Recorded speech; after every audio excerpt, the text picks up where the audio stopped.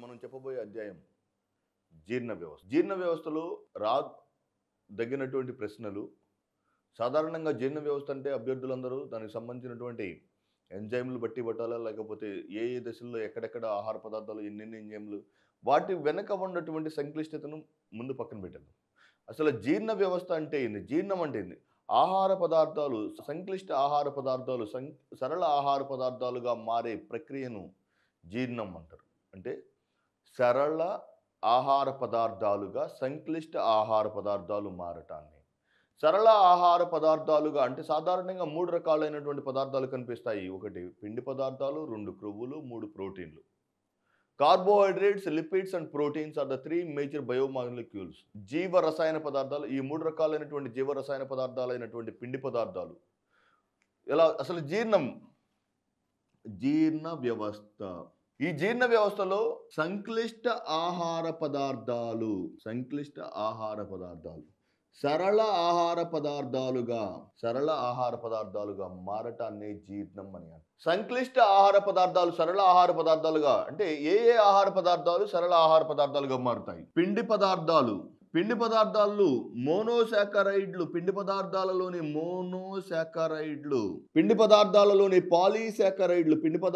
పాలీసాకరైడ్లు మోనోసాకరైడ్లుగా రూపాంతరం చెందుతాయి. అంటే గ్లైకోజన్, లేకపోతే స్టార్చ్, లేకపోతే సెల్యులోస్, లేకపోతే సుక్రోస్, లేక మాల్టోజ్ అనే చక్కెరలు వాటి యొక్క సరళ రూపాలైనటువంటి గ్లూకోజులుగా రూపాంతరం చెందుతాయి.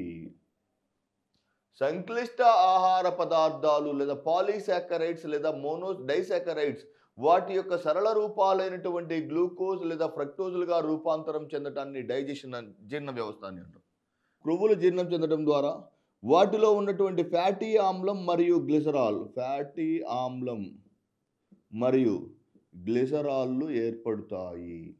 క్రొవ్వులు జీర్ణం చెందడం ద్వారా ఫ్యాటీ ఆమ్లం మరియు గ్లిసరాల్ మరియు మాంసకృత్తులు లేదా ప్రోటీన్లు, వెరీ వెరీ ఇంపార్టెంట్, ప్రోటీన్లు లేదా మాంసకృత్తులు. ఈ ప్రోటీన్లు లేదా మాంసకృత్తులు సాధారణంగా అమైనో ఆమ్లాలుగా రూపాంతరం చెందుతాయి. పాలీసాకరైడ్స్ మోనోసాకరైడ్స్ గాను లేదా డైసాకరైడ్స్ మోనోసాకరైడ్స్ గాను, క్రొవ్వులు వాటి యొక్క సమీపంలో ఉన్నటువంటి ఫ్యాటీ ఆమ్లం మరియు గ్లిసరాల్ గాను, ప్రోటీన్లు అమైనో ఆమ్లాలుగా రూపాంతరం చెందేటువంటి అంటే వాటికి సంబంధించిన సరళ ఆహార పదార్థాలుగా రూపాంతరం చెందే ప్రక్రియ. ప్రక్రియను జీర్ణం అంటారు. మరి ఈ జీర్ణ వ్యవస్థలో మనం ఎట్టి పరిస్థితుల్లో మీరు దానికి సంబంధించినటువంటి కన్ఫ్యూషన్కి ఎటువంటి తావు ఇవ్వకండి. ఎందుకంటే ఎంజైమ్ల గురించి సంక్లిష్టత ఏమీ లేదు, గుర్తుపెట్టుకోండి. సో సాధారణంగా మానవుని యొక్క జీర్ణ వ్యవస్థలో ఉన్నటువంటి జీర్ణాశయం యు ఆకారపు ఆంత్రమూలం తర్వాత కనిపించే చిన్న ప్రేగు తర్వాత కనిపించే అతి వెడల్పాటి నిర్మాణమైనటువంటి పెద్ద ప్రేగు. సాధారణంగా జీర్ణాశయంలో ప్రోటీన్ల యొక్క జీర్ణం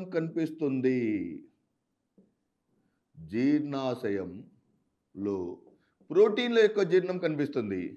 ఆంత్రమూలంలో క్రొవ్వులు చిలకరించబడతాయి లేదా క్రొవ్వుల యొక్క జీర్ణం కనిపిస్తుంది. చిన్న ప్రేగులో పిండి పదార్థాల యొక్క జీర్ణం కనిపిస్తుంది. ఇది సంక్లిష్టంగా బర్డ్స్ వ్యూ పైనుంచి గమనించి చూస్తే సాధారణంగా ప్రోటీన్లు జీర్ణాశయంలోను, క్రొవ్వులు యు ఆకారపు ఆంత్రమూలంలోను, పిండి పదార్థాలు పొడవాటి నిర్మాణమైనటువంటి మెలితిరిగిన రూపమైనటువంటి చిన్న ప్రేగులు ఆహార పదార్థాల యొక్క జీర్ణం జరుగుతుంది. చెప్పుకున్నాం ఆల్రెడీ. జీర్ణం అనగా ఆహార పదార్థాలు సంక్లిష్ట ఆహార పదార్థాలు సరళ ఆహార పదార్థాలుగా రూపాంతరం చెందే ప్రక్రియను జీర్ణం అని చెప్పుకున్నాం. ఈ జీర్ణ వ్యవస్థలో సాధారణంగా మానవుని యొక్క జీర్ణం నోటిలో ప్రారంభమవుతుంది. Digestion will begins in the organ known as mouth. నోటిలో ప్రధానంగా 3 రకాలైనటువంటి భాగాలు కనబడతాయి: నాలుక, దంతాలు మరియు లాలాజల గ్రంథులు. నాలుక కీమోరిసెప్టార్ ఆర్గాన్, రుచిని నిర్ధారించే లేదా రుచిని గుర్తించే మానవుని యొక్క శరీరంలోని అతి ముఖ్యమైన భాగం. కానీ ఇలా అడిగాడు అనుకోండి క్వశ్చన్, ఈ క్రింది అవయవాలలో రుచిని నిర్ధారించేది ఆప్షన్ ఏ నాలుక, ఆప్షన్ బి ముక్కు. అసలు అభ్యర్థికి రెండో ఆలోచన ఏముండదు. సి ఏమై ఉండదు అని కూడా ఆలోచించడు. రుచి నాలుక. కానీ గుర్తుపెట్టుకోవాలి, జలుబు చేసినప్పుడు మనకు ఆహార పదార్థాల యొక్క రుచి తెలుస్తుందా? తెలియదు. అంటే మనము రుచి అనేది ఏదైతే భావిస్తామో అది ముక్కు ద్వారా కూడా ఉంటుంది. అంటే రుచిని నిర్ధారించే మానవ శరీరంలోని రెండు అతి ముఖ్యమైన భాగాలు నాలుక మరియు ముక్కు. Important aspects. ఎక్కడ ఎట్టి పరిస్థితులు ఒకవేళ ఎగ్జామినర్ ఈ క్రింది వాటిలో నీ పేరు ఏది అని అడిగి ఆప్షన్ ఏలో నీ పేరు ఉన్నా కూడా టెంప్ట్ అవ్వకండి. ఎవరికి తెలుసు ఆప్షన్ బిలో నీ నిక్ నేమ్ వచ్చేసి ఏ అండ్ బి ఉంటే ఏం చేస్తావు? అలాగే this is the same question. నాలుక రుచిని నిర్ధారించే భాగమే. ముక్కు గ్రాణలంబికల ద్వారా వాసన మరియు రుచిని నిర్ధారించే అతి ముఖ్యమైనటువంటి భాగం.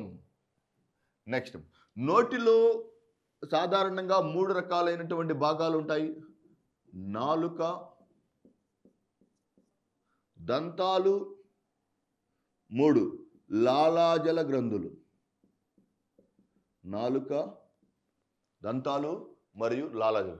మానవ శరీరంలోని నాలుక 10,000కు పైగా రుచి మొక్కలను కలిగి 10,000కు పైగా రుచి మొగ్గలను కలిగి ఉంటుంది.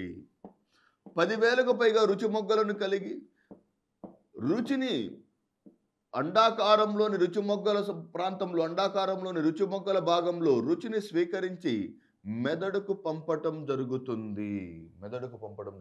అండాకారంలోని 10,000 రుచి మొగ్గల సాయంతో రుచిని స్వీకరించి మెదడుకు పంపటం జరుగుతుంది.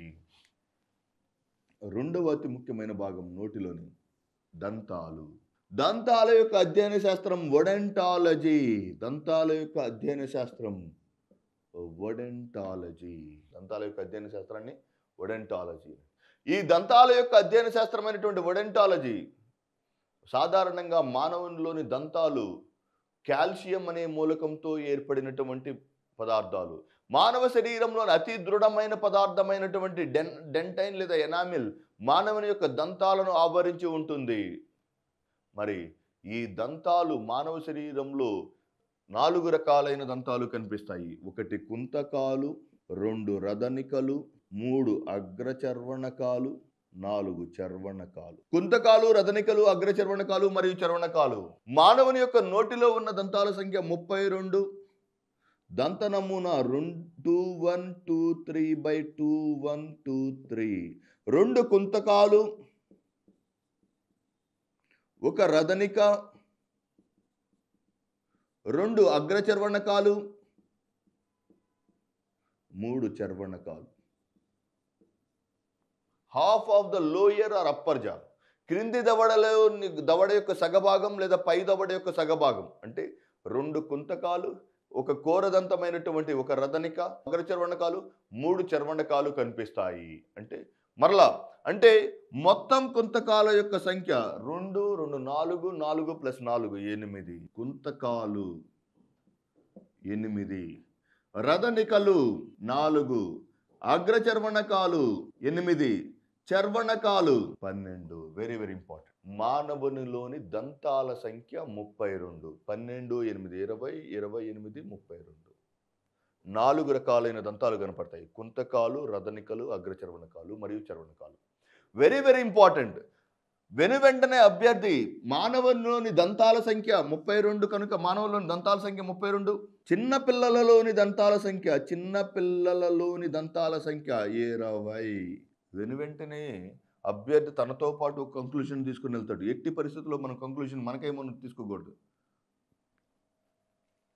32 మొత్తం దంతాల సంఖ్య. చిన్నపిల్లల్లోని దంతాల సంఖ్య 20 కనుక చర్వణకాలు మాత్రమే కనిపించవనుకుంటాడు. అది సత్యధర్మం. అగ్రచర్వణకాలు మరియు 1 చర్వణకం కనిపించదు చిన్నపిల్లల్లో. తద్వారా 12 దంతాలు చిన్నపిల్లల్లో కనిపించవు. కుంతకాలు, రదనికలు, అగ్రచర్వణకాలు మరియు చర్వణకాలు ఉన్నటువంటి చిన్నపిల్లల్లో అగ్రచర్వణకాలు మరియు 1 చర్వణకం కనిపించకపోవటం వలన చిన్నపిల్లల్లోని దంతాల సంఖ్య 20. లేదా ఇంకొక రకంగా క్వశ్చన్ అడగొచ్చు. 2 సార్లు ఉద్భవించే దంతాల సంఖ్య 20. చిన్నపిల్లల్లో ఉన్నటువంటి దంతాల సంఖ్య 20. పాల దంతాల సంఖ్య 20. 3 క్వశ్చన్లకు ఒకటే ఆన్సర్. పెద్దవారిలో నుండి. సో ఈ దంతాలలో వెరీ వెరీ ఇంపార్టెంట్ ఆస్పెక్ట్ ఏనుగు యొక్క దంతం. ఏనుగు యొక్క దంతం.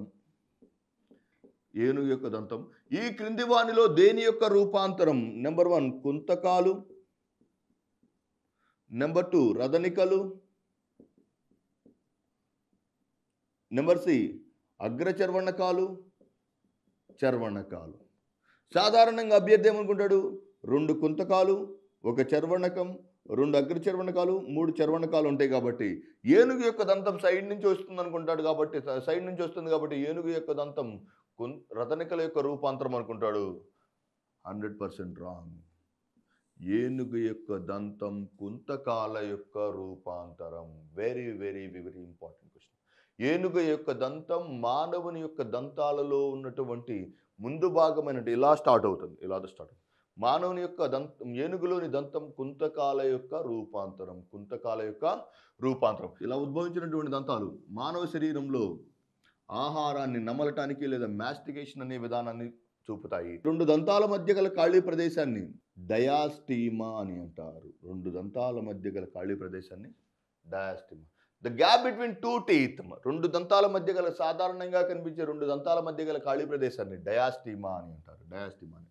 మరి ఇటువంటి దంతాలు ఆహారాన్ని నమలటానికి దోహదం చేస్తాయి. 3వ అతి ముఖ్యమైన భాగం లాలాజల గ్రంథులు. లాలాజల గ్రంథులు. నోటిలో 3 రకాలైనటువంటి భాగాలు ఉన్నాయి. నాలుక ఆహారంలోని రుచిని నిర్ధారించడానికి దోహదం చేస్తుంది. దంతాలు ఆహారాన్ని నమలటానికి దోహదం చేస్తాయి. మరి లాలాజల గ్రంథులు తమ స్రావకాలైనటువంటి లాలాజలం ద్వారా ఆహారంలో పాక్షికంగా పిండి పదార్థాలను జీర్ణం చేయడానికి దోహదం చేస్తాయి. ఎలా దోహదం చేస్తుంది? Very very important. నోటిలోకి ప్రవేశించిన ఆహారాన్ని సాధారణంగా కొద్దిగా ఆమ్లయుతంగా మార్చడానికి 3 జతల లాలాజల గ్రంథులు దోహదం చేస్తాయి. మానవ నోటిలో 3 జతల లాలాజల గ్రంథులు కనిపిస్తాయి. 1 పెరోటిడ్, 2 అధోజిహ్విక, నెంబర్ 3 ఉరోజంబిక. పెరోటిడ్. ఈ 3 లాలాజల గ్రంథులు విడుదల చేసే స్రావాన్ని లాలాజలం అని అంటాం. 3 లాలాజల గ్రంథులు విడుదల చేసే స్రావాన్ని లాలాజలం అంటాం. లాలాజలం యొక్క pH 6.8. లాలాజలం యొక్క pH 6.8. నోటిలో లాలాజలంతో కలిసిన ఆహార పదార్థాన్ని బోలస్ అంటాం. నోటిలో ఆహారం నములబడిన తర్వాత పాక్షికంగా జీర్ణమైన ఆహారాన్ని బోలస్ అని అంటారు. లాలాజలం యొక్క pH 6.8 కనుక బోలస్ యొక్క pH కూడా 6.8. Very very important. మానవుని యొక్క ఇటువైపు 3, ఇటువైపు 3. మానవుని యొక్క నోటిలో 3 జతల లాలాజల గ్రంథులు కలవు. ఒకటి పెరోటిడ్, అధోజిహ్విక మరియు ఉరోజంబిక అనే 3 జతల లాలాజల గ్రంథులు కలవు. ఈ 3 జతల లాలాజల గ్రంథుల యొక్క స్రావాన్ని లాలాజలం అంటాం. లాలాజలంలో ఉన్నటువంటి లాలాజలం యొక్క pH 6.8. ఈ 6.8 pH స్వభావాన్ని కలిగినటువంటి లాలాజలం నోటిలో పాక్షికంగా జీర్ణం చేయబడినటువంటి ఈ ఆహార పదార్థాన్ని బోలస్ అంటాము. ఈ లాలాజలం యొక్క pH 6.8 కనుక బోలస్ యొక్క pH కూడా 6.8 ఉంటుంది. మరి ఎగ్జామినేషన్ పాయింట్ ఆఫ్ వ్యూలో parotid gland very very important.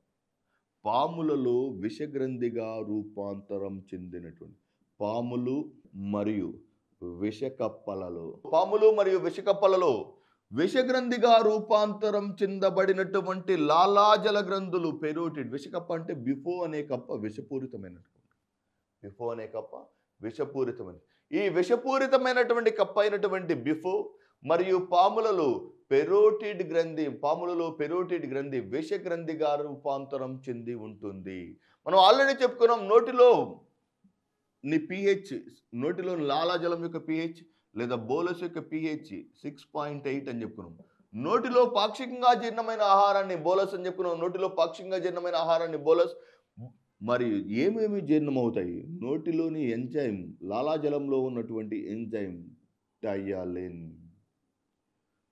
నోటి నుంచి లాలాజల గ్రంథుల నుంచి విడుదలయ్యే లాలాజలంలో గల ఎంజైమ్ టయలిన్.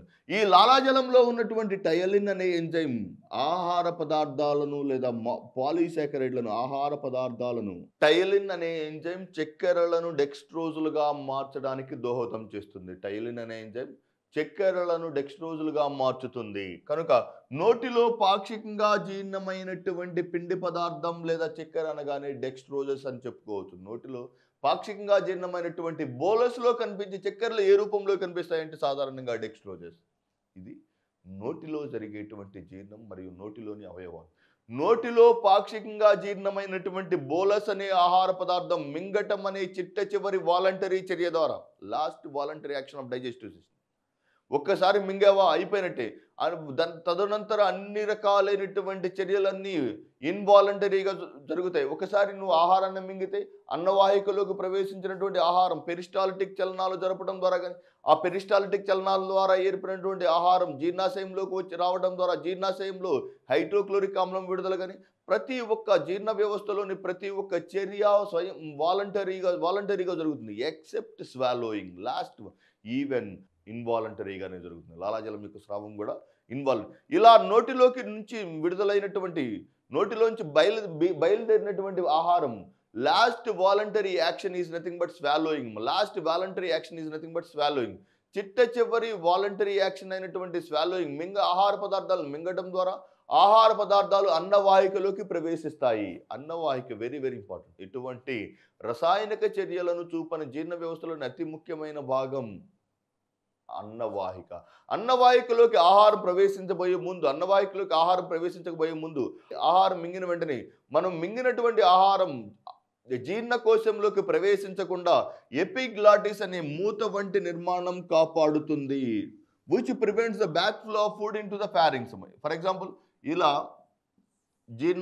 శ్వాస వ్యవస్థ లేదా ఈ శ్వాసకోశంలోకి మరియు ఆహార పదార్థం వెళ్తుంది అనుకుందాం. ఆహారం, ఇది వాయువులు.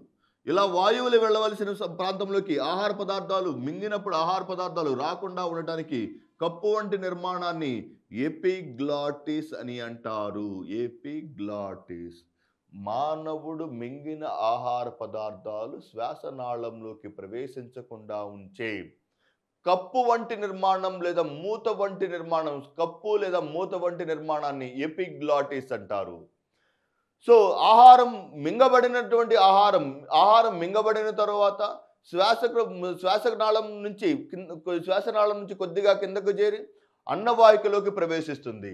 ఈ నోటిలో పాక్షికంగా జీర్ణమైనటువంటి ఆహారం అన్నవాహికలోకి ప్రవేశిస్తుంది. ఆల్రెడీ చెప్పుకున్నాం, అన్నవాహిక ఎటువంటి రసాయనిక చర్యలను చూపని జీర్ణ వ్యవస్థలోని అతి ముఖ్యమైన భాగం. మరి ఏం చేస్తుంది? ఇది ముద్ద వంటి నిర్మాణమైనటువంటి బోలస్ను పెరిస్టాల్టిక్ చలనాల ద్వారా కండరాల యొక్క సంకోచ వ్యాకోచాల ద్వారా పూసల వంటి నిర్మాణాన్ని ఏర్పరచడానికి దోహదం చేసే అతి ముఖ్యమైన నిర్మాణం. అంటే ఆహారం ఇలా ముద్దవలే మారుతూ ఉంటుంది. ఆహారం ఒక నిర్దిష్ట ప్రదేశంలో నొక్కు వంటి నిర్మాణాన్ని చూపటం ద్వారా అన్నవాహిక ఆహారాన్ని పెరిస్టాలిటిక్ చలనాల ద్వారా that is very very important. ఆహార పదార్థాలలోని పెరిస్టాలిటిక్ చలనాలను జరిపే జీర్ణ వ్యవస్థలోని అతి ముఖ్యమైన భాగం అన్నవాహిక. ఇలా పెరిస్టాలిటిక్ చలనాల ద్వారా ప్రవేశించిన ఆహారం జీర్ణాశయంలోకి ప్రవేశిస్తుంది. ఈ జీర్ణాశయం వెరీ వెరీ ఇంపార్టెంట్ ఆర్గాన్. జీర్ణాశయం ఏం పనులు చేస్తుంది? ఎక్కడెక్కడ ఉంటుంది? నోటిలో పాక్షికంగా జీర్ణమైన బోలస్ అన్నవాహిక ద్వారా ప్రయాణించి జీర్ణాశయంలోకి చేరుతుంది. జీర్ణాశయం దాని యొక్క సమీప భాగాల ఆధారంగా జీర్ణాశయంను 2 భాగాలుగా చెప్పవచ్చు. జీర్ణాశయం యొక్క పై భాగం గుండెకు సమీపంగా ఉంటుంది కనుక జీర్ణాశయం యొక్క పై భాగాన్ని కార్డియాక్ జీర్ణాశయం అని అంటారు. జీర్ణాశయం యొక్క క్రింది భాగం పైలోరిక్ స్పింక్టర్ అనే మూత వంటి నిర్మాణంతో కప్పబడుతుంది గనుక జీర్ణాశయం యొక్క క్రింది భాగాన్ని పైలోరిక్ జీర్ణాశయం అని అంటారు. Very very important. జీర్ణాశయం యొక్క పై భాగం గుండెకు సమీపంగా ఉంటుంది కనుక దాన్ని కార్డియాక్ జీర్ణాశయం అని అంటారు. జీర్ణాశయం యొక్క క్రింది భాగం పైలోరిక్ స్పింక్టర్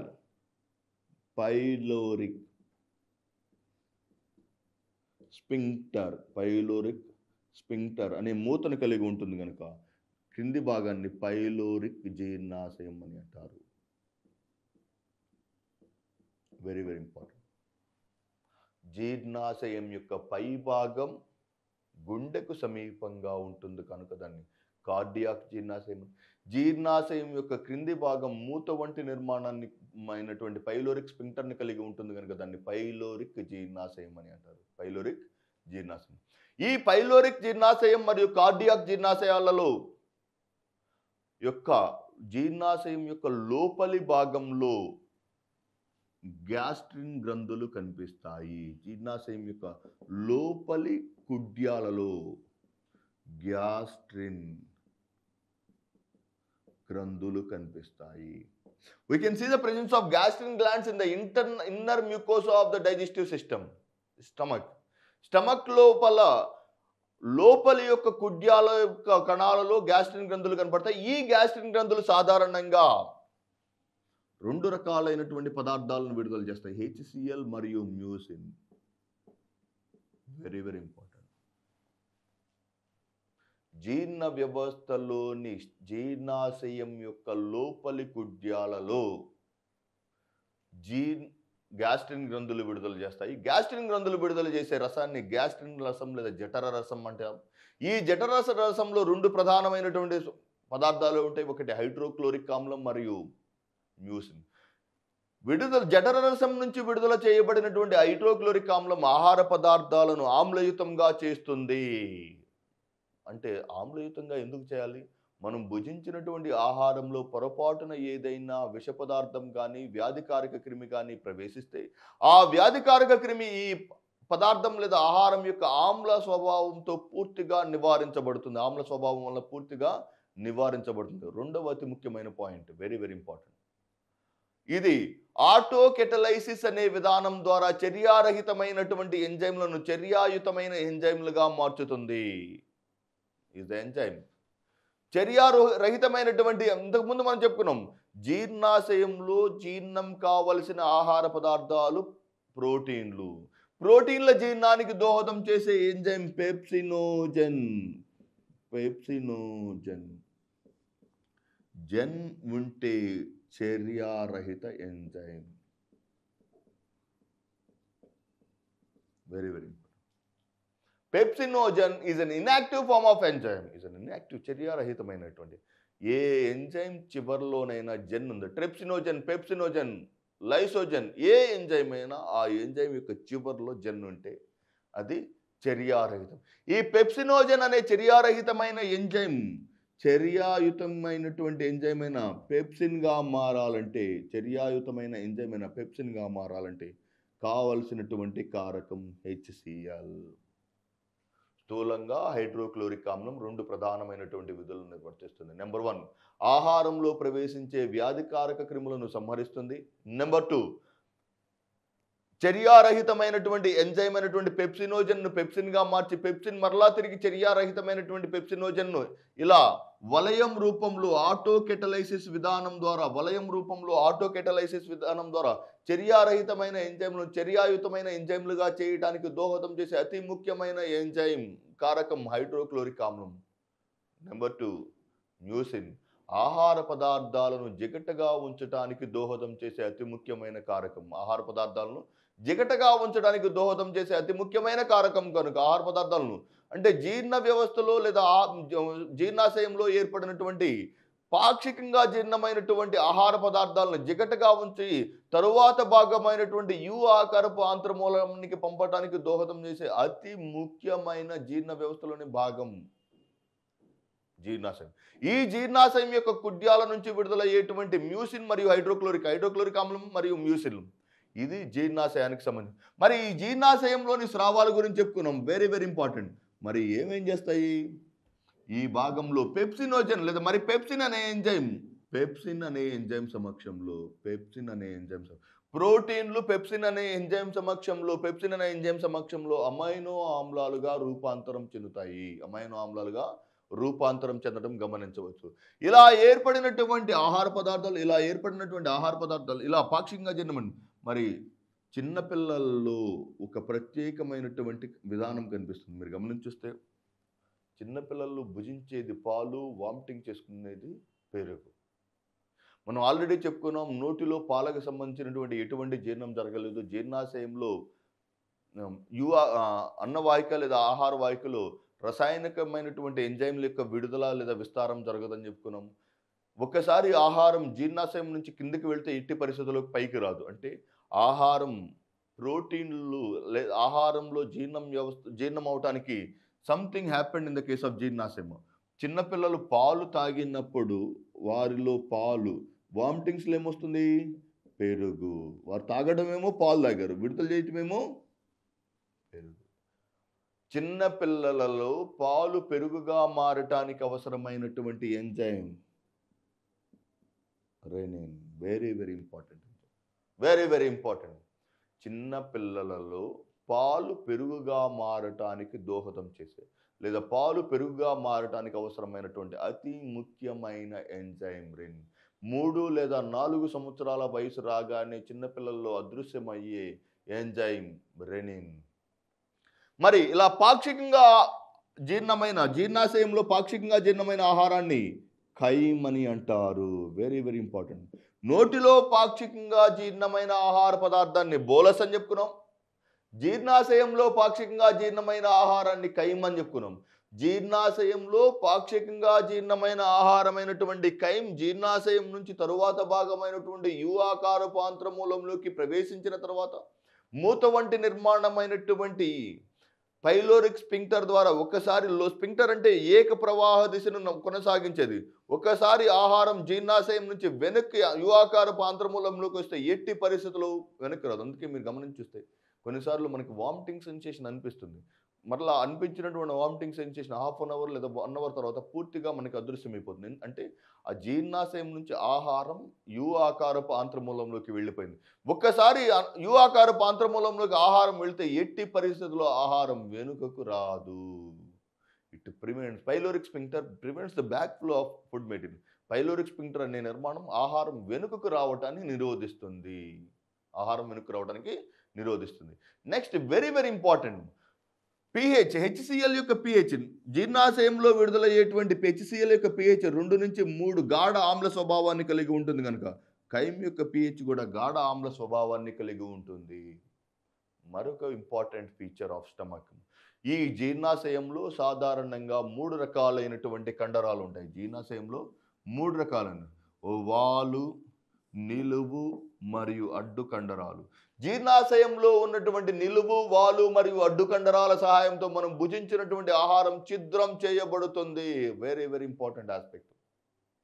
జీర్ణాశయంలో మనం భుజించినటువంటి ఆహారం 3 రకాలైనటువంటి నిలువు, వాలు మరియు ఏటవాలు కండరాల ద్వారా చర్నింగ్ అంటారు. అనేక కండరాల సహాయంతో ముక్కలుగా చేయబడుతుంది కనుక జీర్ణాశయంలో పాక్షికంగా జీర్ణమైన ఆహారాన్ని ఖైమ్ అని అంటారు. ఇది జీర్ణాశయంలో సంభవించినటువంటి జీర్ణం.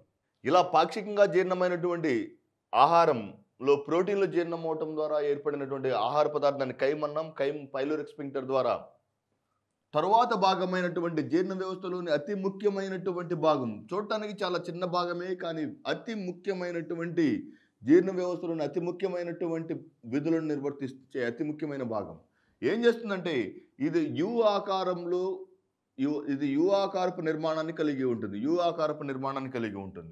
ఈ యు ఆకారపు నిర్మాణాన్ని కలిగినటువంటి యు ఆకారపు నిర్మాణాన్ని కలిగిన ఈ భాగం ని ఆంత్రమూలం అని అంటారు.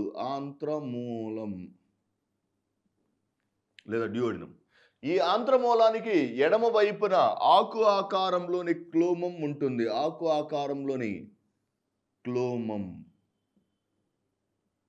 మానవ శరీరంలోని ఏకైక మిశ్రమ గ్రంథి మరియు ఆంత్రమూలమునకు ఎడమ వైపున ఉన్నటువంటి ఆకు ఆకారంలోని అతి ముఖ్యమైన గ్రంథి. ఎంజైమ్లు మరియు హార్మోన్లు అనే రెండు పూర్తి విరుద్ధమైన పదార్థాలను విడుదల చేసే ఏకైక గ్రంథి అయినటువంటి క్లోమం ఆంత్రమూలమునకు ఎడమ వైపున ఉంటుంది. మరి ఆంత్రమూలమునకు కుడివైపున మానవ శరీరంలోని అతిపెద్ద అవయవమైనటువంటి త్రిభుజాకారంలోని కాలేయం కనిపిస్తుంది.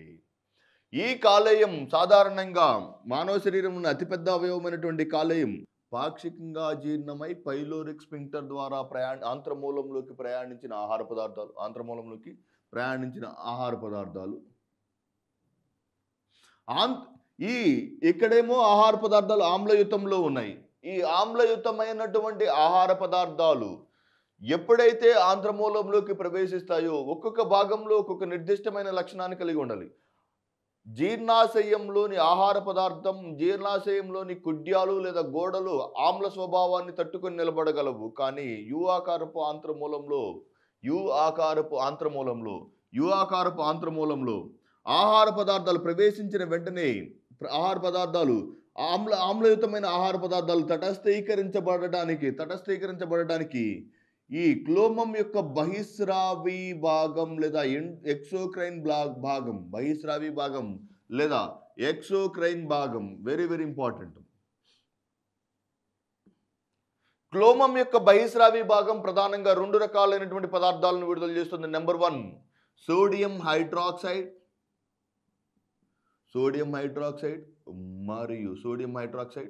మరియు అమైలేజ్ అనే ఎంజైమ్.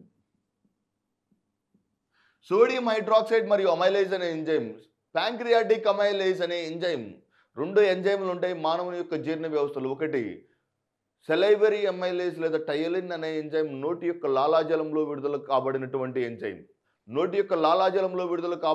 ఎంజైమ్ని సెలైవరీ అమైలేజ్ లేదా టయలిన్ అన్నాం. సెలైవాతో పాటుగా విడుదలయ్యే ఎంజైమ్ కాబట్టి దాన్ని సెలైవరీ అమైలేజ్ అని. అలాగే ఈ క్లోమంలో విడుదలవుతుంది కనుక దాన్ని ప్యాంక్రియాటిక్ అమైలేజ్ అని అంటారు. క్లోమంలో విడుదలైనటువంటి ప్యాంక్రియాటిక్ అమైలేజ్ ఆహార పదార్థాలను నోటిలో పాక్షికంగా జీర్ణం కాబడినప్పుడు పాక్షికంగా జీర్ణమైనటువంటి ఆహారమైనటువంటి బోలస్, నోటిలో పాక్షికంగా జీర్ణంగా పడినటువంటి బోలస్ అనే ఆహార పదార్థంలో ఉన్నటువంటి డెక్స్ట్రోజెస్లను మీరు గుర్తు తెచ్చుకోండి. Very very important. Dextroses disaccharide రూపంలో ఉన్నటువంటి డెక్స్ట్రోజెస్ను మోనోసాకరైడ్ల రూపంలోకి మార్చడానికి దోహదం చేసే ఎంజైమ్ అమైలేజ్. ఏ అమైలేజ్? Pancreatic amylase. క్లోమం యొక్క బహిస్రావి భాగం నుండి విడుదల చేయబడినటువంటి ప్యాంక్రియాటిక్ అమైలేజ్ అనే ఎంజైమ్, క్లోమం యొక్క బహిస్రావి భాగం నుంచి విడుదల చేయబడినటువంటి ప్యాంక్రియాటిక్ అమైలేజ్ అనే ఎంజైమ్ నోటిలో పాక్షికంగా జీర్ణం చేయబడినటువంటి డెక్స్ట్రోజ్ అనే చక్కెరలను మోనోసాకరైడ్లుగా మార్చుతుంది. నోటిలో పాక్షికంగా జీర్ణం చేయబడినటువంటి డెక్స్ట్రోజ్ అనే చక్కెరలను మోనోసాకరైడ్లుగా మార్చబడుతుంది. నెంబర్ 1 ఫస్ట్ విధి అయిపోయింది. రెండవ విధి, దీని నుంచి విడుదలయ్యేటువంటి క్లోమం యొక్క బహిస్రావి భాగం నుంచి విడుదల చేయబడినటువంటి సోడియం హైడ్రాక్సైడ్ అనే పదార్థాలు ఆమ్లయుతమైన ఆహార పదార్థాలను తటస్థీకరిస్తాయి. ఆమ్లయుత ఆహారాన్ని తటస్థీకరిస్తాయి. అమైలేజ్ అనే ఎంజైమ్ డెక్స్ట్రోజ్లను మోనోసాకరైడ్ లేదా సింపుల్ షుగర్స్గా మార్చింది. ఇలా ఇది క్లోమం యొక్క విధి. మరి కాలేయం వెరీ వెరీ ఇంపార్టెంట్. కాలేయం మానవ శరీరంలోని అతి పెద్ద అవయవం. Very very important. ఒకటే గుర్తుపెట్టుకోండి అభ్యర్థులు. ఎగ్జామినర్లో క్వశ్చన్లో ఒకవేళ ఈ క్రింది అవయవాలలో ఏ ఫలానా పని చేసే అవయవం అని అడిగినప్పుడు ఆప్షన్స్లో నీకు ఆన్సర్ తెలియకపోతే ఆప్షన్స్లో కాలేయం ఉంటే కళ్ళు మూసుకొని కాలేయం పెట్టొస్తే 50 to 60% of the chances are there to it become right answer. Very very important. అంటే అన్ని ప్రధానమైన విధులను నిర్వర్తించే అతి ముఖ్యమైనటువంటి అవయవం. మానవ శరీరంలోని అతిపెద్ద అవయవం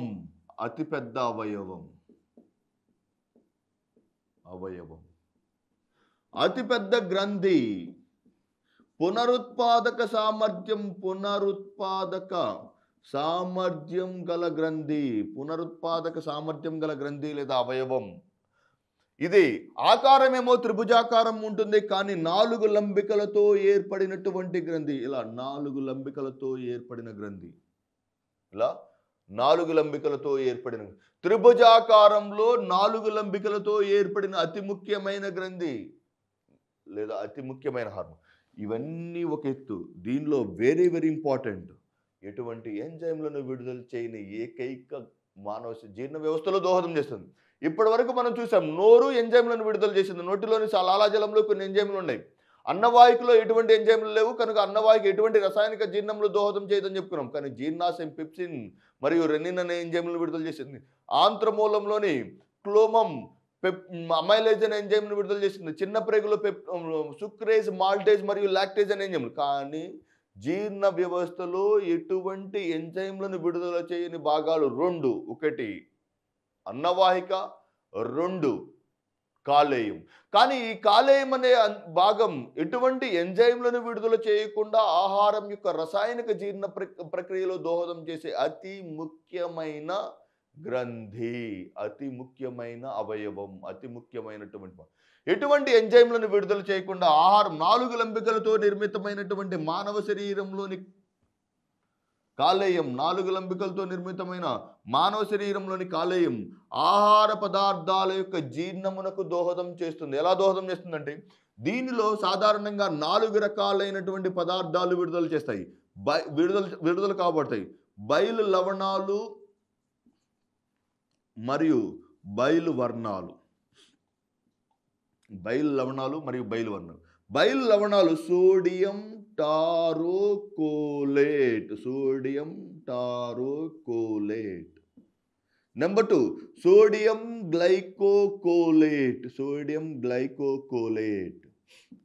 బయలు వర్ణాలు బైలురూబిన్ మరియు బైలువిరిడిన్.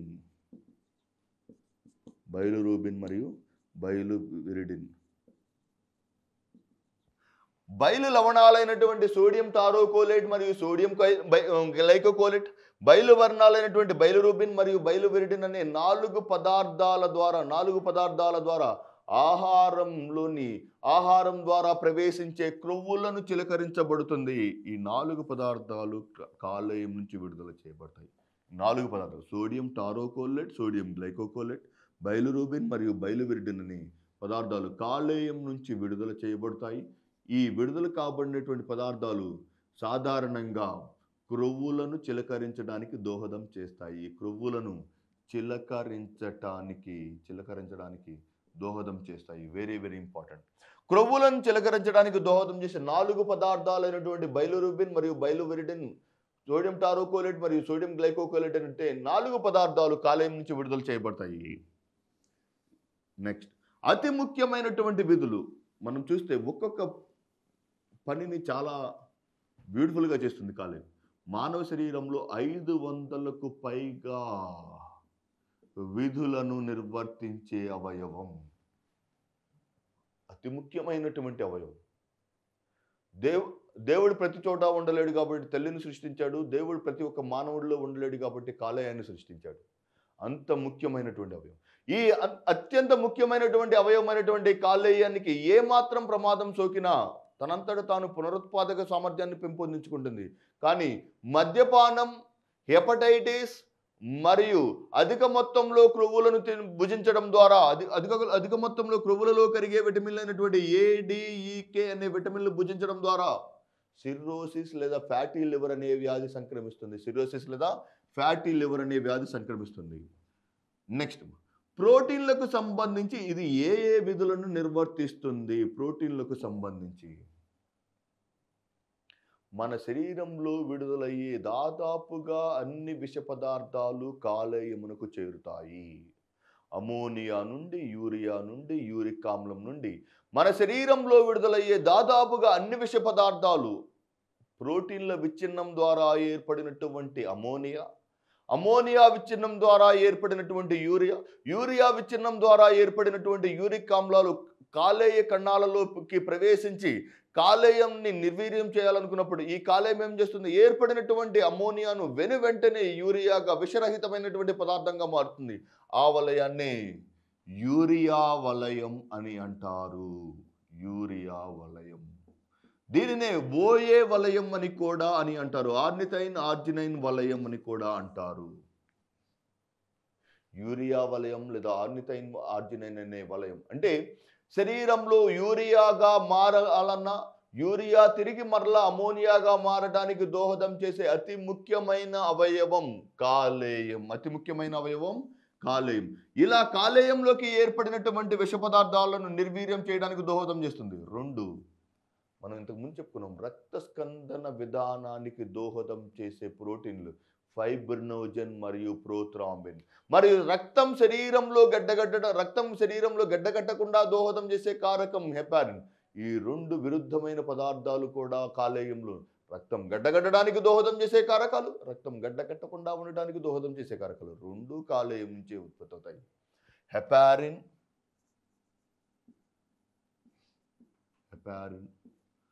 ఫైబ్రినోజన్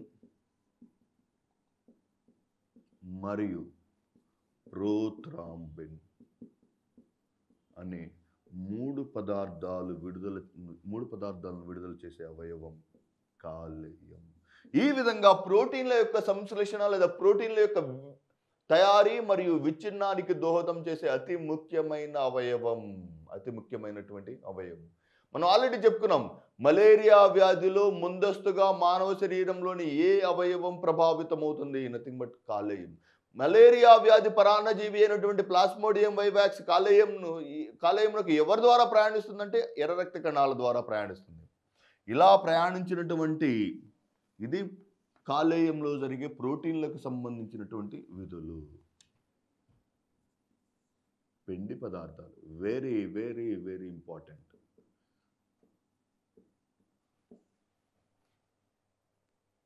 మానవుడు భుజించినటువంటి పిండి పదార్థాలు ఫర్ ఎగ్జాంపుల్ ఒక వ్యక్తి 100 గ్రాముల ప్రోటీన్లను లేదా కార్బోహైడ్రేట్లను లేదా పిండి పదార్థాలను భుజించాడు అనుకోండి. అతనిలో 80% పిండి పదార్థాలు వెంటనే శక్తి కొరకు వినియోగించబడి 20% పిండి పదార్థాలు నిల్వ రూపమైనటువంటి గ్లైకోజన్గా రూపాంతరం చెందుతాయి. This is very very important question. మానవ శరీరంలో చక్కెరలు గ్లైకోజన్ రూపంలో నిల్వ చేయబడే అతి ముఖ్యమైనటువంటి అవయవం కాలేయం. ఎస్ఎస్సిలో ఇలాగే ఒక క్వశ్చన్, స్ట్రైట్ క్వశ్చన్ అడిగాడు. మానవ శరీరంలో గ్లైకోజన్లు శరీరంలోని ఏ భాగంలో నిల్వ చేయబడతాయి? Nothing but liver. ఎక్కడైనా సరే ఏ హార్మోన్లు అయినా సరే ఏ భాగమైనటువంటి వాస్తవానికి చెప్పాలంటే మానవ శరీరంలో గ్లూకోజ్ గ్లూకోజ్ గాను మార్చడానికి దోహదం చేసే హార్మోన్లను విడుదల చేసే అవయవం వచ్చి క్లోమం. కానీ గ్లూకోజ్ ఈ విడుదలైనటువంటి హార్మోన్ ఈ భాగం నుంచి విడుదలైనటువంటి హార్మోన్లు కాలేయం దగ్గర ఉన్నటువంటి గ్లూకోజులను గ్లైకోజన్లు గాను శరీరానికి శక్తి అవసరమైనప్పుడు ఆ గ్లైకోజన్లను గ్లూకోజులుగా మార్చడానికి దోహదం చేసే అవయవం కాలేయం. Very very important. అంటే గ్లూకోజ్ యొక్క నిల్వ రూపాన్ని గ్లైకోజన్ అని అంటారు. గ్లూకోజ్ మోనోసాకరైడ్, దాని యొక్క నిల్వ రూపం ఏంటిది? Glycogen. Very very important. For example మీరు చూడండి, మీరు ఆఫీస్కి వెళ్ళి శాలరీ తీసుకుంటున్నారు. శాలరీ 20,000 రూపాయల శాలరీ అన్ని 10 రూపాయల కట్టలు ఇస్తే తీసుకురావడానికి చాలా కష్టంగా ఉంటుంది కదా. అలాగే మన శరీరంలో మనం భుజించినటువంటి గ్లూకోజులు నిల్వ చేయడానికి చాలా ఎక్కువ ప్రాంతాన్ని ఆక్రమిస్తాయి. అలా ఎక్కువ ప్రాంతం ఆక్రమించకుండా వెంటనే ఉన్నటువంటివన్నీ శక్తినివ్వగా మిగిలిన 20% ఏం చేస్తాయంటే గ్లూకోజులు గ్లైకోజన్ రూపంలో ఒక సంక్షిప్తమైన రూపంగా మారుతుంది. ఎలాగైతే నువ్వు బ్యాంక్కి వెళ్ళి అన్ని 10 రూపాయల కట్టలను తీసుకొని 20,000 రూపాయల కాగితాలు తీసి జేబులో ఎలా సింపుల్గా అయితే పెట్టుకొని వస్తావు, అలాగే ఈ పిండి పదార్థాలు గ్లూకోజ్ తన యొక్క పాలీ రూపమైనటువంటి గ్లైకోజన్గా కాలేయంలో నిల్వ చేయబడుతుంది. ఏ హార్మోన్ అయినా లేకపోతే ఏ అవయవమైనా విడుదల చేస్తుంది. ఆ విడుదల చేసినటువంటి హార్మోన్ ఎక్కడ తన యొక్క ప్రభావాన్ని చూపుతుంది? కాలేయం. అంటే గ్లూకోజ్ తయారీకి గ్లైకోజన్ నుంచి, గ్లైకోజన్ తయారీ గ్లూకోజ్ నుంచి దోహదం చేసే మానవ శరీరంలోని అతి ముఖ్యమైన అవయవం కాలేయం. పిండి పదార్థాల యొక్క సంశ్లేషణ చూసాం, ప్రోటీన్ల యొక్క సంశ్లేషణ చూసాం, మరియు క్రొవ్వులు. అసలు క్రొవ్వులను చిలకరించడానికి దోహదం చేసే అవయవమే కాలేయం. ఒక వ్యక్తి చికెన్ లేదా జాండీస్ తో బాధపడుతున్నాడంటే అతనిలోని ఏ భాగం విఫలమైనట్టు? కాలేయం. కనుక అతనికి చికెన్ మాంసాహార పదార్థాలు, చికెన్ లేదా మటన్ ఈ వ్యక్తులలో రాకుండా ఉండటానికి దోహదం చేసే ఎందువలన ఇవ్వరంటే దాదాపుగా కాలేయం విఫలమవుతుంది. ఎందువల్ల కాలేయం క్రొవ్వులను చిలకరించడానికి మరియు క్రొవ్వులలో కరిగే విటమిన్లైన క్రొవ్వుల్లో కరిగే విటమిన్లైన ఏ, డి, ఈ మరియు కే అనే విటమిన్లు, ఏ, డి, ఈ మరియు కే అనే విటమిన్లు కాలేయంలో నిల్వ చేయబడతాయి. That's what. మనం కాలేయాన్ని భుజించడం ద్వారా విటమిన్ ఏ ఎందుకు లభిస్తుందంటే కాలేయంలో క్రొవ్వులు ఉంటాయి కనుక క్రొవ్వుల మీద ఆధారపడేటువంటి విటమిన్లు. ఇది కాలేయానికి సంబంధించినటువంటి ప్రాథమికమైన సమాచారం. దీనిలో 3 విధానాలు ఉంటాయి చూడండి. పిండి పదార్థాల యొక్క సంశ్లేషణకు glucogenesis, glycogenesis, gluconeogenesis. Very very important. Glucogenesis is nothing but the production of glucose. Glucogenesis is nothing but the production of glucose. ఎక్కడి నుంచి తయారవుతుంది? గ్లైకోజన్ నుండి. జెనిసిస్ కొన్ని పదాలు ఈ సిలబస్ అయిపోయేలోపు కొన్ని పదాలు అర్థాలు మనం తప్పనిసరిగా తెలుసుకో. జెనిసిస్ ఉత్పత్తి, లైసిస్ విచ్ఛిన్నం, జెన్ ఇనాక్టివ్ ఫామ్ చర్యారహిత ఎంజైమ్ యొక్క పేరు, ఫాజెస్ వైరస్, ఫైటో వృక్షాలు, ఫిలి పరాగ సంపర్కం. ఇలా ఒక్కొక్కటి ప్రతి ఒక్క పదాన్ని బట్టి మనం చాలా చెప్పుకోవచ్చు. జెనిసిస్ అనగా గ్లూకోజ్ యొక్క ఉత్పత్తి. గ్లూకోజెనిసిస్ అనగా గ్లూకోజ్ యొక్క ఉత్పత్తి ఎవరి నుంచి? గ్లైకోజన్ నుంచి. గ్లైకోజెనిసిస్ అనగా గ్లైకోజన్ యొక్క ఉత్పత్తి ఎవరి నుంచి? గ్లూకోజ్ నుంచి. మరి గ్లూకోనియోజెనిసిస్ అంటే అన్నీ అయిపోయినాయి. గ్లూకోజ్ అయిపోయింది, గ్లైకోజన్ అయిపోయింది. గ్లూకోజ్ మరియు గ్లైకోజన్ అయిపోయినప్పుడు కొత్త పదార్థాలైనటువంటి క్రొవ్వులు మరియు ప్రోటీన్ల నుండి గ్లూకోజ్ తయారీ. నియో అంటే క్రొత్త, నియోనెటల్ బేబీస్ అంటే అప్పుడే పుట్టినటువంటి శిశువు. గ్లూకోజ్ను కొత్త పదార్థాలైనటువంటి క్రొవ్వులు మరియు ప్రోటీన్ల నుంచి తయారు చేసే విధానాన్ని గ్లూకోనియోజెనిసిస్ అంటాం. ఈ 3 విధానాలు కూడా కాలేయంలోనే జరుగుతాయి. 3 విధానాలు కూడా కాలేయం. That is very very important aspect of this particular topic. కాలేయంలో పిండి పదార్థాల యొక్క సంశ్లేషణ జరుగుతుంది. ఏ విధానాల ద్వారా కాలేయంలో పిండి పదార్థాల యొక్క సంశ్లేషణ జరుగుతుంది? గ్లూకోజెనిసిస్, గ్లైకోజెనిసిస్ మరియు గ్లూకోనియోజెనిసిస్ అనే 3 విధానాల ద్వారా కాలేయంలోకి ప్రవేశించే పిండి పదార్థాలను తదనంతర రూపాలుగా మార్చడం జరుగుతుంది. ఇలా మారినటువంటి ఆహార పదార్థాలు మనం ఆల్రెడీ చెప్పుకున్నట్టు కాలేయం వెరీ వెరీ ఇంపార్టెంట్. సో మానవ శరీరంలో జీర్ణాశయమేమో ప్రోటీన్లను జీర్ణం చేసింది, మరి ఆంత్రమూలమేమో క్రొవ్వులను జీర్ణం చేసింది. తరువాత మానవ శరీరంలో మానవ జీర్ణ వ్యవస్థలో అతి పొడవైన నిర్మాణమైన చిన్న ప్రేగులోకి ఆహారం ప్రవేశిస్తుంది. ప్రోటీన్ల యొక్క జీర్ణం పూర్తయింది, క్రొవ్వుల యొక్క జీర్ణం పూర్తయింది. తరువాత జీర్ణం కావాల్సినటువంటి అతి ముఖ్యమైనటువంటి పదార్థం కార్బోహైడ్రేట్లు లేదా పిండి పదార్థాలు. చిన్న ప్రేగుకు వచ్చేసరికి కార్బోహైడ్రేట్లు లేదా పిండి పదార్థాలు దాదాపుగా పాక్షికంగా జీర్ణం చేయబడతాయి. చిన్న ప్రేగులకు వచ్చేసరికి వాటిలో మనకి డైసాకరైడ్ రూపంలో కనిపిస్తాయి. మనకి ఇవి డైసాకరైడ్ల రూపంలో కనిపిస్తాయి. Very very important. చిన్న ప్రేగు 3 భాగాలుగా కనిపిస్తుంది. సివిల్ సర్వీసెస్లో ఇదే స్ట్రైట్ క్వశ్చన్. చిన్న ప్రేగు యొక్క భాగాల ఆధారంగా, అది ఉన్నటువంటి ప్రాంతాల ఆధారంగా చిన్న ప్రేగును 3 రకాలుగా చెప్పవచ్చు. నెంబర్ 1 ఆంత్రమూలం మరియు చిన్న ప్రేగు కలిసే భాగాన్ని ఆంత్రమూలపు చిన్న ప్రేగు అని అంటారు. ఆంత్రమూలం మరియు చిన్న ప్రేగు కలిసే భాగాన్ని ఆంత్రమూలపు చిన్న ప్రేగు. చిన్న ప్రేగు ఉన్నటువంటి భాగాన్ని జిజునం అని అంటారు. మరి చిన్న ప్రేగు మరియు పెద్ద ప్రేగు కలిసే భాగాన్ని ఈలియం అని అంటారు. కోడ్ ఒకటే గుర్తుపెట్టుకోండి, DJI. Duodenal small intestine, jejunum and ileum. Duodenal small intestine, jejunum and ileum. అంటే అసెండింగ్ ఆర్డర్ డిసెండింగ్ ఆర్డర్ అన్నప్పుడు కూడా కన్ఫ్యూజ్ కాకుండా ఆన్సర్ చేయగలగాలి. Very very important. మరి ఆంత్రమూలపు చిన్న ప్రేగు అంటే చిన్న ప్రేగు మరియు ఆంత్రమూలం కలిసే భాగాన్ని ఆంత్రమూలపు చిన్న ప్రేగు. చిన్న ప్రేగు యొక్క అసలైన పొడవాటి నిర్మాణాన్ని జిజునం అని, చిన్న ప్రేగు మరియు పెద్ద ప్రేగు కలిసే భాగాన్ని ఇలియం అని అంటారు. మరి దీనిలో 3 రకాలైనటువంటి డైసాకరైడ్లు ఉంటాయి.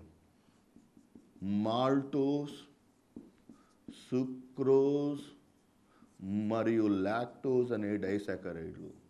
మాల్టోజ్ అనే డైసాకరైడ్ గ్లూకోజ్ మరియు గ్లూకోజ్ అనే మోనోసాకరైడ్లుగా మాల్టేజ్ అనే ఎంజైమ్ సహాయంతో, సుక్రోజ్ అనే డైసాకరైడ్ సుక్రేజ్ అనే ఎంజైమ్ సహాయంతో గ్లూకోజ్ ప్లస్ ఫ్రక్టోజ్ గాను, లాక్టోజ్ అనే డైసాకరైడ్ గ్లూకోజ్ మరియు గెలాక్టోజ్, గ్లూకోజ్ మరియు గెలాక్టోజ్ అనే మోనోసాకరైడ్లుగా, ఇవి డైసాకరైడ్లు, ఇవి మోనోసాకరైడ్లు. ఇది ఎంజైమ్. ఎంజైమ్ పేరేంటిది? లాక్టేజ్. అంటే డైసాకరైడ్ల యొక్క జీర్ణం దాదాపుగా పిండి పదార్థాల యొక్క జీర్ణం దాదాపుగా పూర్తి అవుతుంది. మరి అన్ని పదార్థాలు జీర్ణమైన తర్వాత ఏం జరగాలి? శోషణ జరగాలి. శోషణ అంటే ఆహారం, జీర్ణమైనటువంటి ఆహారం యొక్క శోషణ జరిగే జీర్ణ వ్యవస్థలోని అతి ముఖ్యమైన భాగం చిన్న ప్రేగు. పిండి పదార్థాలు జీర్ణమైనవి, క్రొవ్వులు జీర్ణమైనవి, ప్రోటీన్లు జీర్ణమైన ఆహార పదార్థాలను సూచించుకునే జీర్ణ వ్యవస్థలోని అతి ముఖ్యమైన భాగం చిన్న ప్రేగు.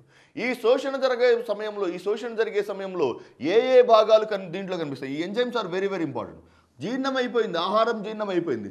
చిన్న ప్రేగులో మనకి వెరీ వెరీ ఇంపార్టెంట్. చిన్న ప్రేగులో సాధారణంగా మెలితిరిగినటువంటి నిర్మాణాలు కనిపిస్తాయి.